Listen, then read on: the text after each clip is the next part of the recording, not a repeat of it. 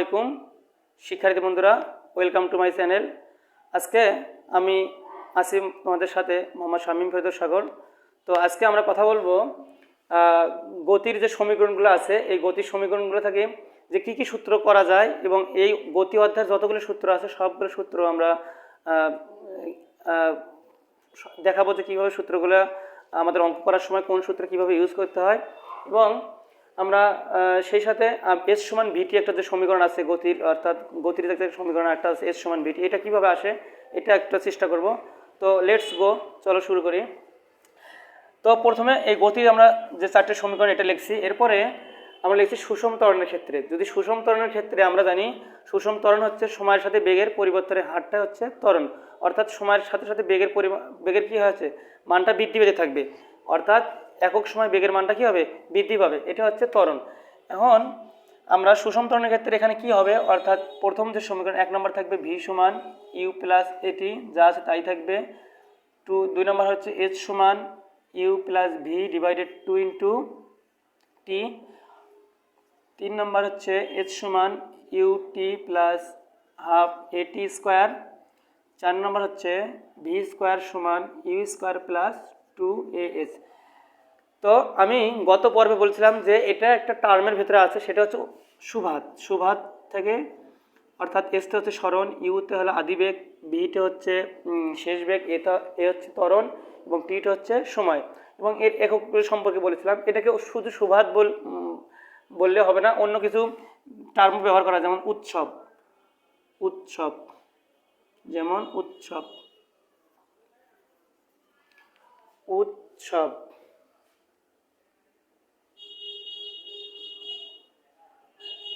উৎসব এটা দিয়েও আমরা বের করতে পারবো। অর্থাৎ এখানে আমাদের যে মান দেওয়া থাকবে, এখানে 5টা টার্ম আছে এস ইউ ভি এট, এখানে যেমন 5টা লেটার আছে, এখানেও ঠিক উৎসবে 5টা লেটার আছে, অর্থাৎ আমরা এই টার্মটাও ব্যবহার করতে পারি। এখন সেটা বড় কথা না, আমরা এখন দেখলাম যে সুষম ত্বরণ হয়, সেক্ষেত্রে আমাদের এই সূত্রগুলো ইউজ করতে হবে, অর্থাৎ ভি সমান ইউ প্লাস এটি, এস সমান U plus V divided 2 into T, S সমান U T plus half A T square, V square সমান ইউ স্কোয়ার প্লাস 2s। এখন যদি মন্দন হয় তাহলে আমরা নোট থেকে লিখে নিতে পারি, যদি মন্দন হয় যে সুষম মন্দনের ক্ষেত্রে, অর্থাৎ সুষম মন্দনের ক্ষেত্রে অর্থাৎ বেগ হ্রাসের হারকে বলা হয় মন্দন। অর্থাৎ একক সময় কোনো বস্তুর বেগের হ্রাস যদি একই হারে কমতে থাকে তখন তাকে বলা হয় মন্দন। তাহলে এখানে সুষম মন্দন মানে বেগটা কী থাকবে কমতে থাকবে, এটা হচ্ছে কি সুষম মন্দন। তাহলে আমার সমীকরণটা হবে ভি সমান ইউ প্লাস হবে না মাইনাস হবে, বলো দেখি, অবশ্যই মাইনাস হবে, এস ভি সমান ইউ মাইনাস এটি।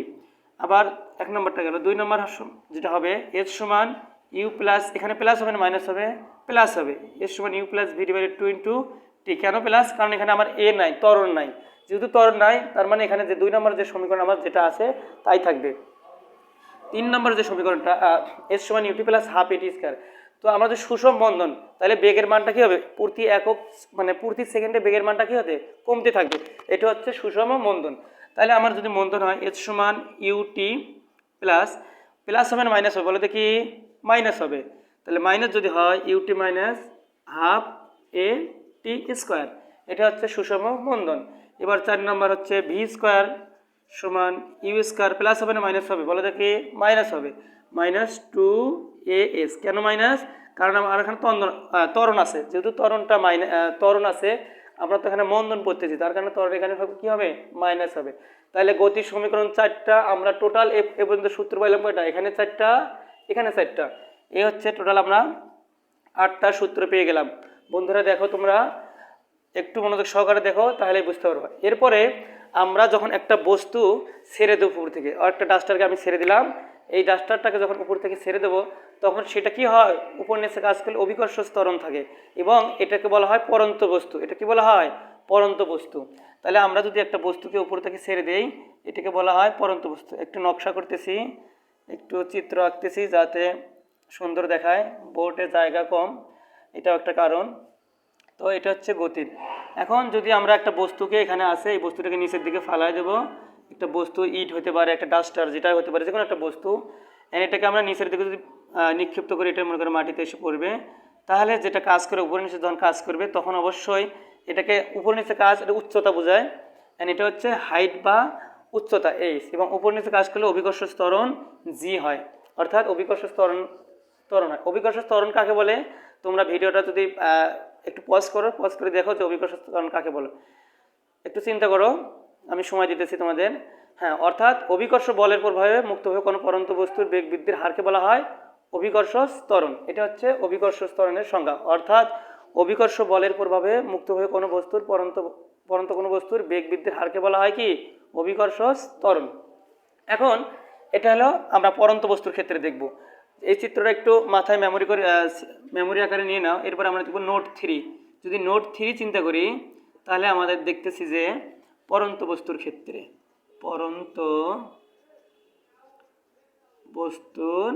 ক্ষেত্রে ফিজিক্স একটা মজার সাবজেক্ট। তোমরা যদি এটাকে ভালোভাবে স্টাডি করতে পারো এবং যদি মনে থাকি এটা ভালোবেসে থাকে, তাহলে আমার মনে হয় তোমরা ফিজিক্সটাকে অনেক মজা করে পড়তে পারবে। তো দেখো, এটা হলো পরন্ত বস্তুর ক্ষেত্রে আমরা লিখলাম। তাহলে যদি অপরন্ত বস্তুর ক্ষেত্রে হয় তাহলে আমরা এই গতির সমীকরণ থেকেই সূত্রটা বের করব, অর্থাৎ এখানে ভি যা তাই থাকবে, ইউ আদিবেগ যা আছে তাই থাকবে, প্লাস এ। তাহলে এ আছে, এ যখন একটা স্ট্রেট লাইন বরাবর বা স্ট্রেট রাস্তা বরাবর কাজ করে তখন হয় আমার এ, আর যখন উপর নিচে কাজ করবে তখন অভিকর্ষ ত্বরণ কি হবে বলো দেখি, জি হবে। এই যে আমরা লিখছি অভিকর্ষ ত্বরণ কি জি, তাহলে ভি সমান ইউ প্লাস জিটি, এটা আমরা লিখলাম। এরপর যেটা হবে এটা হলো 1 নম্বর সমীকরণ, অর্থাৎ এই সমীকরণ থেকে দেখো আমরা 4টে পাইছি, এখানে 4টে পেয়েছি, টোটাল 8টা সূত্র পেয়েছি। এবার আমরা দেখবো যে আরও কী কী সূত্র হয় কিনা সেটা আমরা দেখতেছি, যে ভি সমান ইউ প্লাস জিটি। এবার আমরা দেখব এইচ সমান ইউ প্লাস হবে না মাইনাস হবে, অবশ্যই প্লাস হবে, কারণ এটা অভিকর্ষ বল সবসময় কি নিচের দিকে কাজ করে।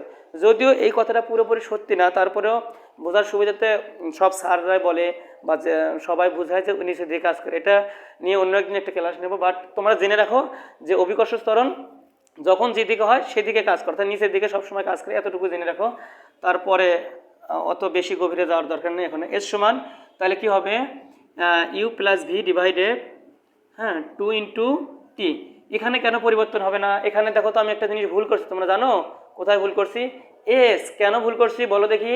কারণ এসটা হচ্ছে একটা সোজাসুজি স্ট্রেট, অর্থাৎ রাস্তা বরাবর সরলরৈখিক যখন কিছু থাকবে তখন হবে এস, বাট আমার যখন এটা উপর নিচে কাজ করবে তখন এটা হবে কি এইচ। ঠিক আছে বন্ধুরা, এবার দেখো তোমরা 3 নম্বর বলা আছে এস সমান U T plus half A T square. তাহলে আমরা লিখতে পারি 3 নম্বর এস এর পরিবর্তে কি লিখবো বলো দেখি? এস সমান কি ইউটি প্লাস হাফ, এর পরিবর্তে কি হবে বলো দেখি? জি। কেন? কারণ ওইখানে পরন্ত বস্তু অভিকর্ষ ত্বরণ কাজ করছে এখানে, অর্থাৎ উপর নিচে কাজ করলেই কি অভিকর্ষ ত্বরণ জি লাগাই দেব। তাহলে জি ইউটি প্লাস হাফ জি টি স্কোয়ার। এই তো আমার 3টে সূত্র হয়েছে। এখন কয়টা আছে? একটা আছে, কি 4 number V square equal U square plus কি হবে বলো দেখি? 2gh 2g হবে না এইচ হবে? এস হবে? তোমরা বলো দেখি। না, এস হবে না, এইচ হবে।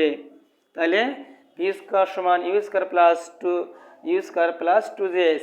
এমনকি আরও সূত্র আছে, তোমরা চিন্তা ভাবনা করো, ভিডিওটা পজ করো বা আটকা রাখো, তাহলে চিন্তা ভাবনা করো যে আরও কোনো সূত্র আছে কিনা বন্ধুরা বলো দেখি। তাহলে আমরা 4টা 8টা 4টে 12টা সূত্র পেয়ে গেলাম। আরও সূত্র আছে, চিন্তা ভাবনা করো। হ্যাঁ, আরও সূত্র আছে। কিভাবে এটা একটু দেখো। তাহলে আমার যেহেতু বোর্ডে জায়গা নেই, সেক্ষেত্রে আমি এই প্রথম নোটটা একটু মিশাই দিলাম। তাহলে তোমরা দেখো আমরা এই টোটাল 12টা সূত্র পেয়েছি। এখন আরও সূত্র আছে, তোমরা একটু মনোযোগ সহকারে দেখো, তাহলে আরও তোমরা পেয়ে যাবে যে আরও সূত্র আছে। অর্থাৎ এবার আমরা এই ডাস্টার থেকে উপর দিকে ছেড়ে দেবো। উপর দিকে ছেড়লে কি হয়? নিক্ষিপ্ত বস্তু হয়ে যায়। কি হয়? নিক্ষিপ্ত বস্তু। অর্থাৎ নিচ থেকে যখন কোনো বস্তু আমরা উপরের দিকে দেবো এটাকে বলা হয় নিক্ষিপ্ত বস্তু। তাহলে এবার মনোযোগ সহকারে দেখো, তাহলে লিখবো নিক্ষিপ্ত বস্তুর ক্ষেত্রে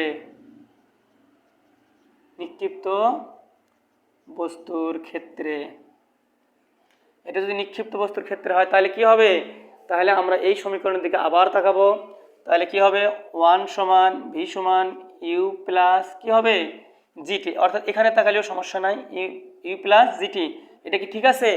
না, ঠিক নাই। কেন ঠিক নাই বলো? কারণ যখন আমি উপরের দিকে কাজ করব তখন আমি অভিকর্ষ বলের বিরুদ্ধে কাজ করতেছি, কারণ অভিকর্ষ ত্বরণ অলওয়েজ নিচের দিকে কাজ করে। তাহলে আমরা কাজ করতেছি কোথায়? অভিকর্ষ বলের বিরুদ্ধে কাজ করতেছি। তাহলে কি হবে? মাইনাস হবে, মাইনাস হবে। তাহলে কি হবে? মাইনাস। তাহলে আমি একটা তোমাদের বোঝার সুবিধার্থে এখানে একটা লাইন চিন্তা করে দেই। এটা হচ্ছে একটা বস্তু, এখানে একটা বস্তু আছে এই ভূমিতে, এটা ভূমি, এটা হলো ভূমির লাইন দিলাম আমি, যে মাটি বা ভূমি ধরো। এখানে একটা বস্তু আছে, এই একটা ইট পাথর বই ডাস্টার যাই চিন্তা করো, এটাকে বা যে কোনো একটা বস্তু চিন্তা করো, এই বস্তুটাকে আমরা কি করব? উপরের দিকে নিক্ষেপ করব। তাহলে উপরের দিকে নিক্ষেপ করলে তাহলে এটা কি অভিকর্ষ বলের দিকে কাজ হলে না অভিকর্ষ বলের বিরুদ্ধে কাজ হলে? বলো দেখি। তাহলে অবশ্যই অভিকর্ষ বলের বিরুদ্ধে কাজ হলে। তাহলে এখানে জি হবে কি? মাইনাস। এখানে জি হবে কি? মাইনাস। যদি মাইনাস হয় তাহলে আমরা কি লিখতে পারি? ভি সমান U minus G T, U minus G T. এই হলো আমার 1 নম্বর সমীকরণ। এরপরে আমরা 2 নম্বরটা কি লিখতে পারি? এখানে এটা আমরা এখানে দেখলে বুঝতে পারবো, এখানে যদি আমরা এটা থেকে এটা করছি তাহলে এইচ সমান U plus V divided 2 into T. তাহলে 2 নম্বরটা লিখতে পারি এইচ সমান U plus V divided 2 into T. তাহলে এখানে কেন প্লাস হলো বলো দেখি? কারণ এখানে অভিকর্ষ ত্বরণ নাই। এখানে কি নাই বলো দেখি বাচ্চারা? অভিকর্ষ ত্বরণ নাই। এরপরে 3 নম্বর যেটা হবে এইচ সমান U T plus half G T square. তাহলে আমরা কি লিখবো? এইচ সমান U T plus half G T square লিখবো না? কেন লিখবো না? কারণ অভিকর্ষ বলের বিরুদ্ধে কাজ, আমরা বস্তুটাকে নিক্ষিপ্ত করতেছি। তাহলে কি হবে? এইচ সমান ইউটি মাইনাস হাফ জি টি স্কয়ার। এরপর যেটা করব, এরপর আসে হচ্ছে 8 নম্বর সূত্র।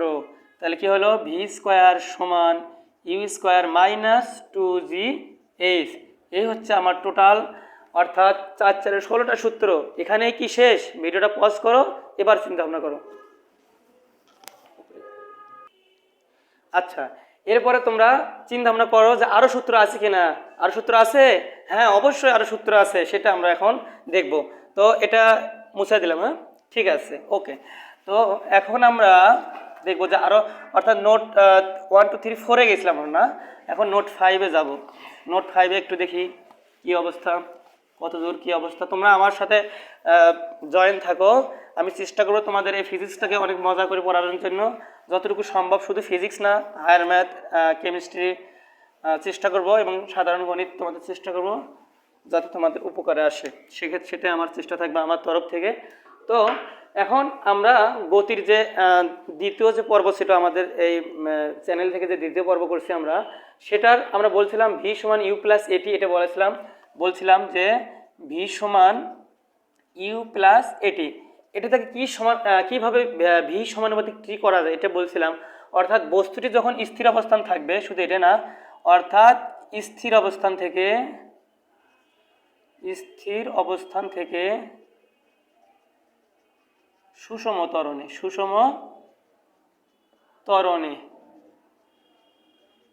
চলমান কোনো বস্তুর ক্ষেত্রে,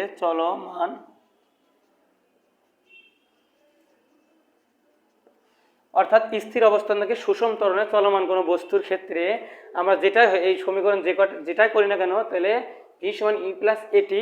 তাহলে স্থির অবস্থান, একটা বস্তু যখন স্থির অবস্থানে থাকে, সাপোজ আমি এখানে স্থির অবস্থায় আছি, আমি এখন লুকায় আছি মনে করো, তাহলে এখানে যদি আমি স্থির অবস্থায় থাকি তাহলে আমার আদিবেগ থাকবে না? অবশ্যই থাকবে না, আমার আদিবেগ হবে 0। আবার যদি সুষম ত্বরণে থাকে, তার মানে অর্থাৎ ত্বরণের কোনো পরিবর্তন হবে না, বেগের অর্থাৎ ত্বরণটা কি থাকবে? একই থাকবে, ত্বরণের কোনো চেঞ্জ হবে না। যদি ত্বরণ সুষম ত্বরণ মানে কি? অর্থাৎ প্রতি সেকেন্ডে বেগের মান, ত্বরণের মানটা কি থাকবে? একই থাকবে, ত্বরণের কোনো পরিবর্তন হবে না। সেক্ষেত্রে ত্বরণটা একটা কি থাকবে? চেঞ্জ যদি না হয়, ত্বরণটা আমরা এই দুটোকে পয়েন্ট করে রাখলাম। তাহলে আমরা যদি এটা হয় ভি সমান ইউ প্লাস এটি, তাহলে আমরা লিখতে পারি না, যদি স্থির অবস্থান থেকে, তাহলে আমরা লিখতে পারি যে ইউ সমান 0। স্থির অবস্থানে থাকলে কি হয়? ইউ সমান 0 হয়। যদি 0 হয় তাহলে আমরা এখন এখানে এই সমীকরণে ভি এর মানটা বসাই, ইউ এর মানটা বসাই দেয়। ইউ সমান যদি 0 হয়, তার মানে আদিবেগ 0, তাহলে ইউ এর মানটা 0 প্লাস এটি। তাহলে আমরা লিখতে পারি ভি সমান এটি অ্যান্ড এটি। তাহলে এ যেহেতু সুষম ত্বরণে আছে, তার মানে এটা কী আকারে আছে? ধ্রুবক আছে, এটার কোনো চেঞ্জ হইতেছে না। তার মানে কি এই সংখ্যাটা কি? ধ্রুবক। অর্থাৎ এটা যদি ধ্রুবক ধরি আমরা, তাহলে ভি সমান ধ্রুবক গুণন টি বা গুণ টি। ভি সমান ধ্রুবক গুণন টি। তাহলে আমরা জানি যে কোনো সমান যদি আমরা ধ্রুবক প্লাস তার সামনে যদি সমান থাকে তাহলে সমান এবং ধ্রুবক এই দুটাকে যদি আমরা উঠাই দেই এর পরিবর্তনে কি লিখতে পারি ভি সমানুপাতিক টি লিখতে পারি। অর্থাৎ ধ্রুবক আর সমান চিহ্ন থেকে উঠায় এর পরিবর্তে একটা চিহ্ন লেখা যায়, এর পরিবর্তে একটা চিহ্ন লেখা যায়, বলো দেখি সেই চিহ্নটার নাম কি সমানুপাতিক। তাহলে আমরা লিখতে পারি ভি সমানুপাতিক কি টি।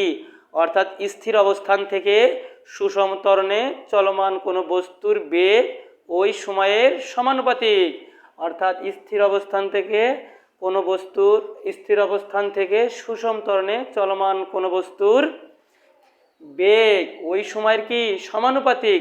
তার মানে হচ্ছে যে স্থির অবস্থান থেকে সুষম ত্বরণে চলমান কোনো বস্তুর বেগ সময়ের সমানুপাতে পরিবর্তিত হয়। তার মানে সময় যদি বাড়ায় দেয় বেগের মান বাড়বে, সময় যদি কমায় দেয় বেগের মানটা কি হবে কমবে। এটা ছিল আমাদের প্রথম এবং দ্বিতীয় যেটা কথা, এই দ্বিতীয় নাম্বার যে সমীকরণ এখান থেকেই আমরা কি করব এস সমান ভিটি বের করব।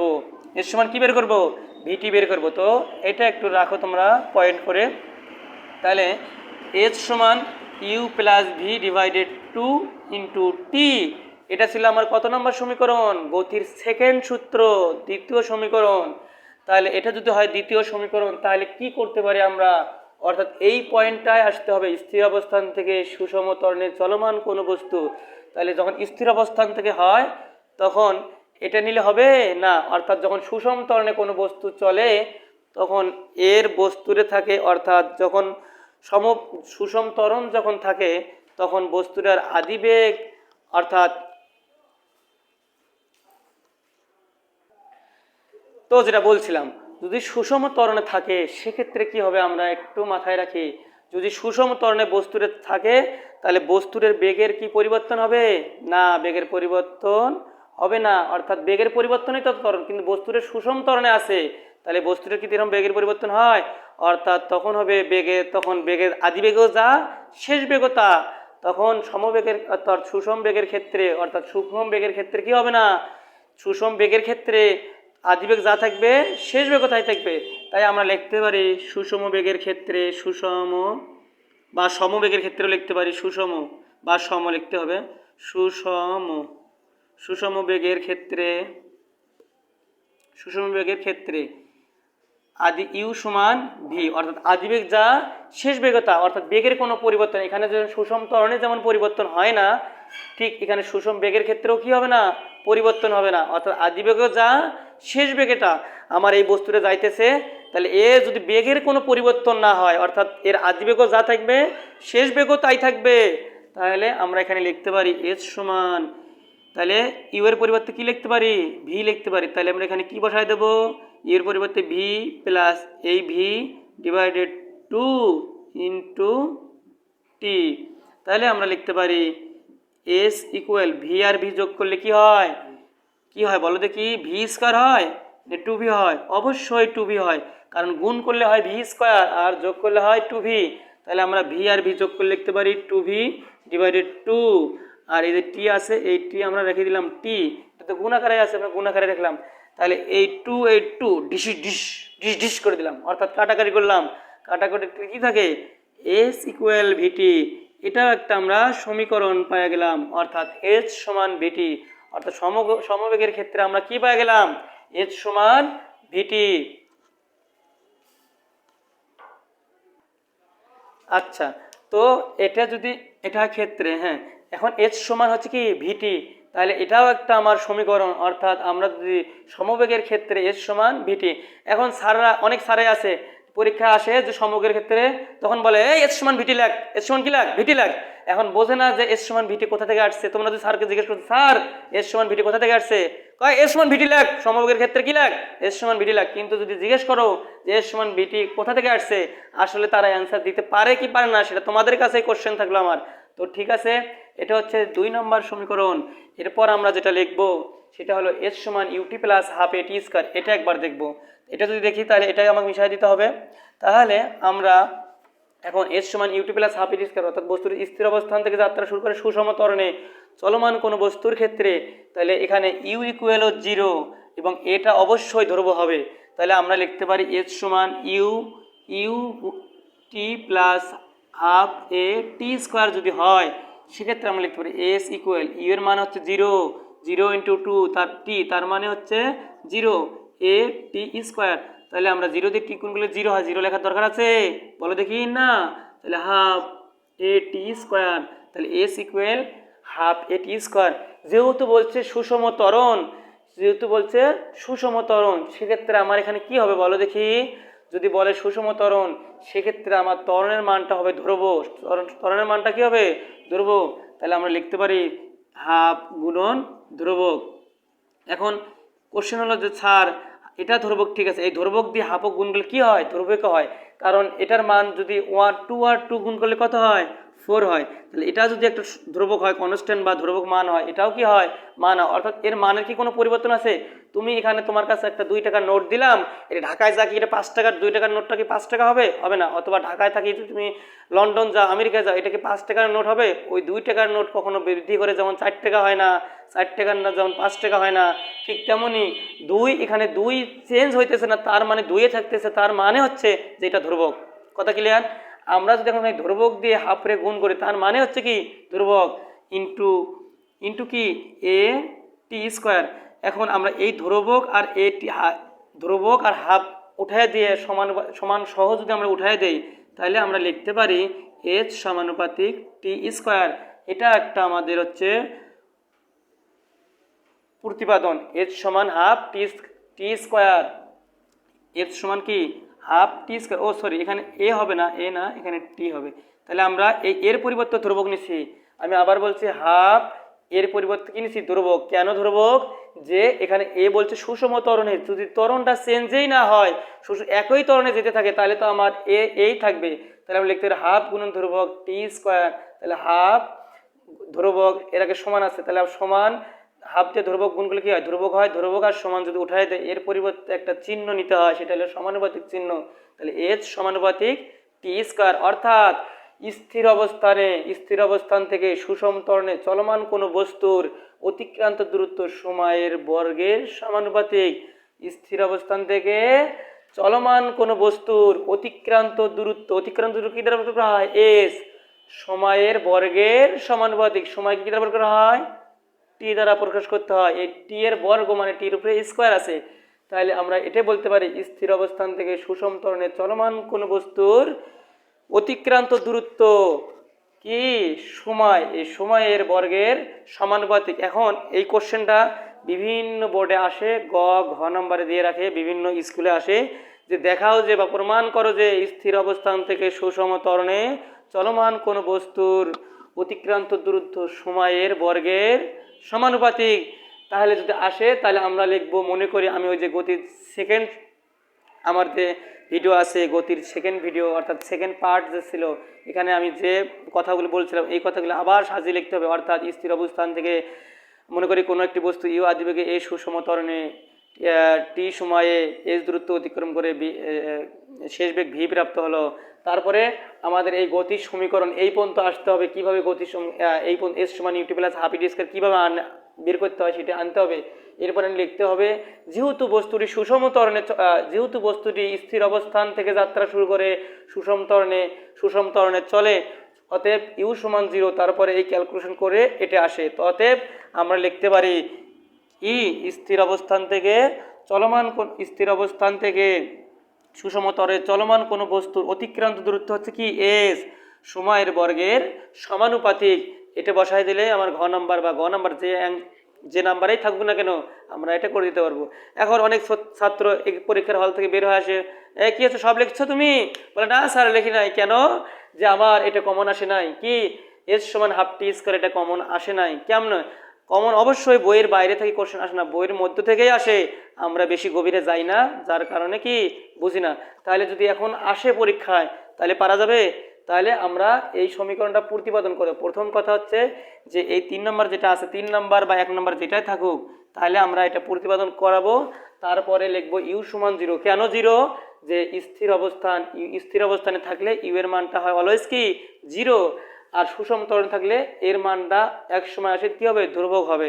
এটা হচ্ছে কথা। এখন আমরা একটু আগে যেটা করাইছিলাম যে ভি সমানুপাতিক টি, তখন এটা কিভাবে আমরা লিখবো যদি পরীক্ষা এটা আসে যে প্রমাণ করো যে স্থির অবস্থান থেকে সুষম ত্বরণে চলমান কোনো বস্তুর বেগ ওই সময়ের সমানুপাতিক, এটা আসতে পারে না? অবশ্যই পারে।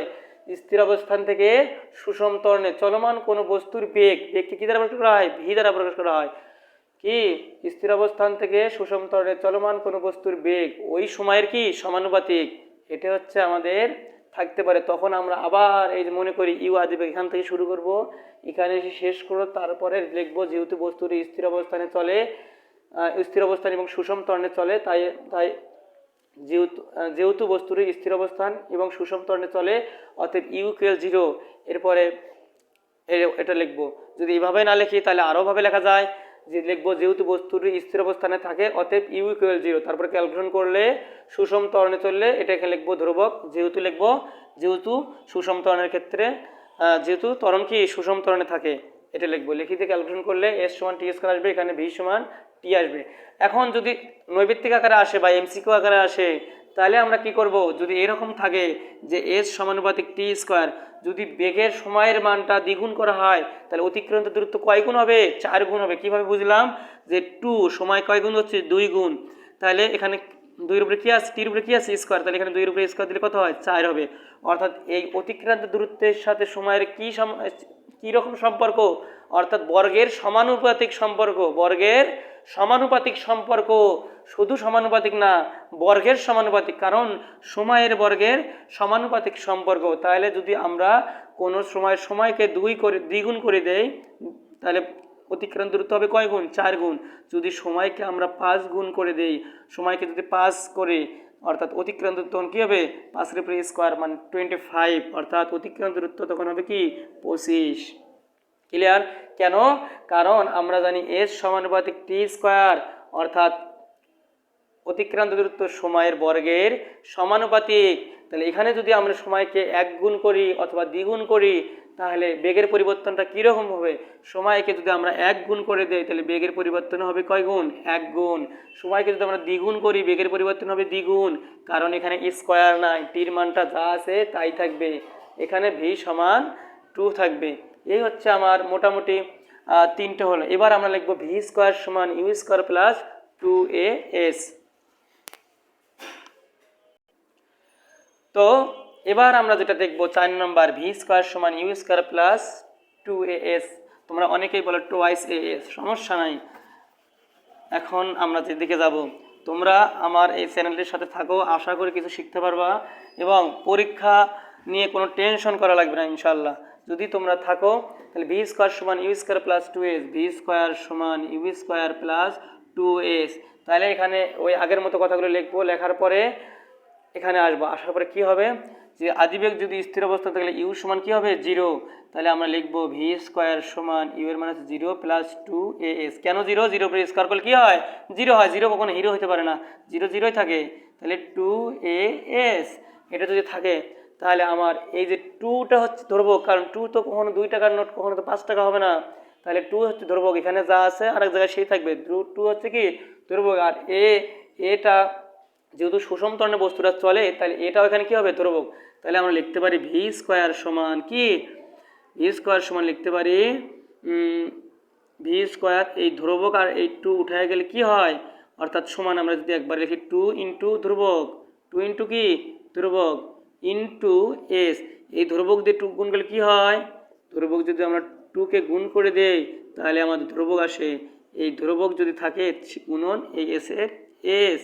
এবার এই ধ্রুবক আর এই সমান চিহ্ন উঠে গেলে কি থাকে? একটা সমানুপাতিক চিহ্ন দিতে হয়। সেই সমানুপাতিক চিহ্নটা আমরা দিয়ে দেব ভি স্কয়ার সমানুপাতিক এস। এন্ড এই স্কয়ার উপাসে গেলে কি হয়ে যায়? অর্থাৎ ভি স্কয়ারকে যদি আমরা এরকম করে দেই, অর্থাৎ ভি সমান √এস, এরকম অর্থ থাকে। অর্থাৎ আমরা লিখতে পারি ভি সমানুপাতিক √এস। অর্থাৎ স্থির অবস্থান থেকে সুষম ত্বরণে চলমান কোনো বস্তুর বেগ অতিক্রান্ত দূরত্বের বর্গমূলের সমানুপাতিক। অর্থাৎ স্থির অবস্থান থেকে সুষম ত্বরণে চলমান কোনো বস্তুর বেগ অতিক্রান্ত দূরত্বটা কি এখানে বলো? এস। অতিক্রান্ত দূরত্বের বর্গমূলের সমানুপাতিক। অর্থাৎ আমরা যদি অতিক্রান্তের দূরত্বকে যদি আমরা 4 গুণ বাড়ায় দেই, বেগ হবে দ্বিগুণ, কারণ 4 এর উপরে রুট করলে কি হয়? 2 হয়। তাহলে বেগটা হবে আমার দ্বিগুণ। এখানে বেগের মানটা হচ্ছে 2। অতিক্রান্ত দূরত্বে যদি সাপোজ মনে করো যে অতিক্রান্ত দূরত্ব হচ্ছে কি 16 গুণ, তাহলে আমার বেগের মানটা হবে এখানে কত 4 গুণ, কারণ 4-এর উপরে স্কোয়ার করলে কি হয় 16 হয়। তাহলে এখানে বর্গমূল মানে এখানে যাই বসাই না কেন এখানে এর অর্ধেক হবে। এটি হচ্ছে আমাদের এই 4 নম্বরটা। তো শিক্ষার্থী বন্ধুরা, আশা করি তোমরা এই প্রথম আজকে যে লেকচারটা এটা বুঝতে পেরেছো। যদি কোথাও বুঝতে সমস্যা হয় তাহলে আমাদের এই নিচের কমেন্ট বক্সে কমেন্ট করো। আমরা চেষ্টা করব তোমাদের এই যত রকমের সমস্যা আছে সবগুলো সমস্যার সমাধান করার জন্য আমরা আছি তোমাদের পাশে। তোমরা আমাদেরকে কমেন্ট করো, আমরা চেষ্টা করব তোমাদের কমেন্টের যথাযথ অ্যান্সার দেওয়া এবং সেই ভিত্তিতে ভিডিও বানানোর। এবং আগামী ক্লাসে আমরা যেটা করব পর্ব 4 এই সূত্রের আলোকে কিছু গাণিতিক সমস্যার সমাধান করাবো। এরপরে আমরা ক্রিয়েটিভ যে সৃজনশীল যেটা বলে তোমরা সৃজনশীল প্রশ্নগুলোর গ এবং ঘ সমাধান করাবো। এবং যদি আমাদের নিচের ডিসক্রিপশনে আমার ফেসবুক পেজ আছে, এই পেজে তোমরা যুক্ত থাকো, তাহলে ওখানে ক ও খ নম্বরের অ্যান্সার আশা করি পেয়ে যাবে। খ নিয়ে টেনশন করতে হবে না। ওখানে আমি বিভিন্ন পেজে লিঙ্ক দিয়ে বিভিন্ন পোস্ট করে এই পোস্টগুলো তোমরা অ্যান্সার করার চেষ্টা করো। যেমন আয়ন কাকে বলে, অণু কাকে বলে, পরমাণু কাকে বলে, এগুলো চেষ্টা করো। এবং নেক্সটে আমি চেষ্টা করব তোমাদের যাতে বাকি যে সমস্যাগুলো আছে এগুলো সমস্যা সমাধান করার জন্য। তো দেখা হবে পরের ক্লাসে। আসসালামু আলাইকুম।